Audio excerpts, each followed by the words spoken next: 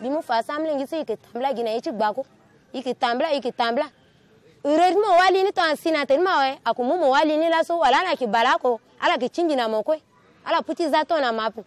Et puis qui toi geresa ke amlenga kenyo même ikimu ikina début dès que tene igana hôpital qui appelle ikisara avortement kiri biko bina ngo deja biko akimba biko bidunga gina yanga chi akare kojo usemlinge minzo. Felicity, Christine and Kosinga are just 3 amongst over 1 million people in the Central African Republic to have fled into the bush to escape the violence raging in their country. The fact that they are women, however, makes their ordeal even more harrowing. On the 8th of March, International Women's Day, like any other day, thousands of women in the world will leave their homes in order to flee war or persecution.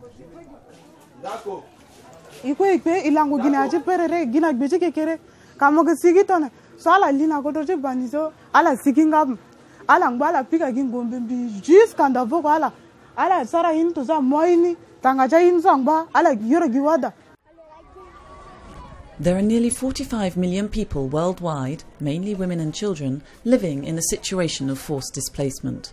A third of them seek refuge abroad. The others remain within the boundaries of their own country.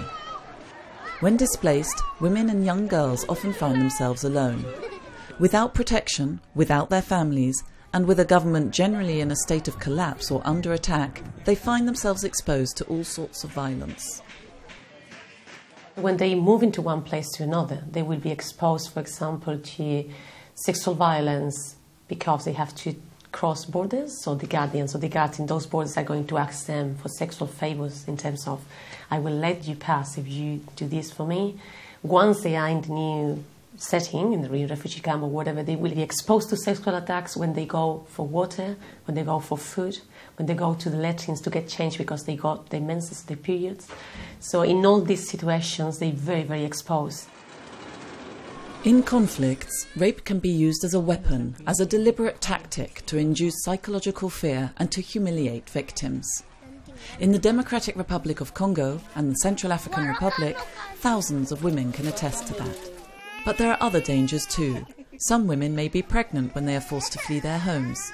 Others may become pregnant as a result of rape, or simply because they no longer have access to contraception. And giving birth in such conditions is not only difficult, it's highly dangerous too. Every woman in the world is exposed to have a life-threatening complication during delivery. That means that 15% of the normal deliveries, that all deliveries happening in a year, 15% of them will face a life-threatening complication. If you don't have access to healthcare, what is usual in an emergency setting because they are in a refugee camp, but probably the healthcare didn't arrive, they will probably die. It's the same for these Somali refugees in Kenya and these South Sudanese women in Uganda. For their own survival as well as that of their newborns, all these women, Felicity, Christine and Kosinga too, need protection, obstetric care and access to family planning.